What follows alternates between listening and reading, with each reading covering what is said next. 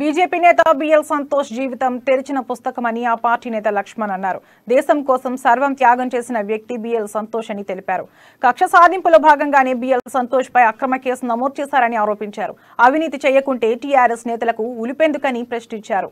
తమకున్న హక్కుల మేరకు దర్యాప్తు సంస్థలు తన పని చేసుకుపోతున్నాయన్నారు. ఐటీ, ఈడీ రైట్స్ రాష్ట్రంలో కొత్త కాదని తెలిపారు. తప్పు చేయకుండే టీఆర్ఎస్ నేతలు నిరూపించుకోవచ్చన్నారు. బిఎల్ సంతోష్ పై కేసు వ్యవహారాన్ని న్యాయస్థానంలో ఎదుర్కొంటామని తెలిపారు.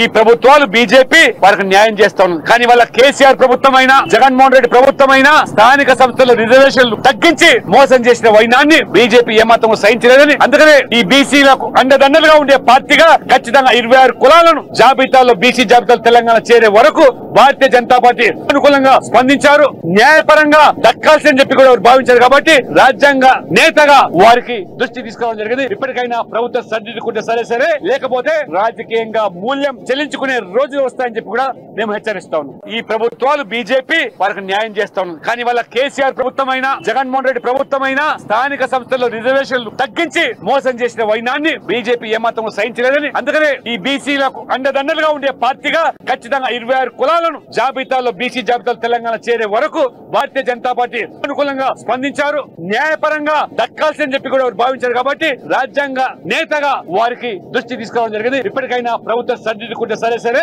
లేకపోతే రాజకీయంగా మూల్యం చెల్లించుకునే రోజులు వస్తాయని చెప్పి కూడా మేము హెచ్చరిస్తా ఉన్నాం. ఈ ప్రభుత్వాలు బీజేపీ వారికి న్యాయం చేస్తా ఉంది. కానీ వాళ్ళ కేసీఆర్ ప్రభుత్వమైనా, జగన్మోహన్ రెడ్డి ప్రభుత్వమైనా స్థానిక సంస్థల్లో రిజర్వేషన్లు తగ్గించి మోసం చేసిన వైనాన్ని బీజేపీ ఏమాత్రం సహించలేదని, అందుకనే ఈ బీసీలకు అండదండలుగా ఉండే పార్టీగా ఖచ్చితంగా 26 కులాలను జాబితాలో బీసీ జాబితాలో తెలంగాణ చేరే వరకు భారతీయ జనతా పార్టీ అనుకూలంగా స్పందించారు. న్యాయపరంగా దక్కాల్సిందని చెప్పి కూడా భావించారు. కాబట్టి రాజ్యాంగ నేతగా వారికి దృష్టి తీసుకోవడం జరిగింది. ఇప్పటికైనా ప్రభుత్వం సర్దిద్దుకుంటే సరే, లేకపోతే రాజకీయ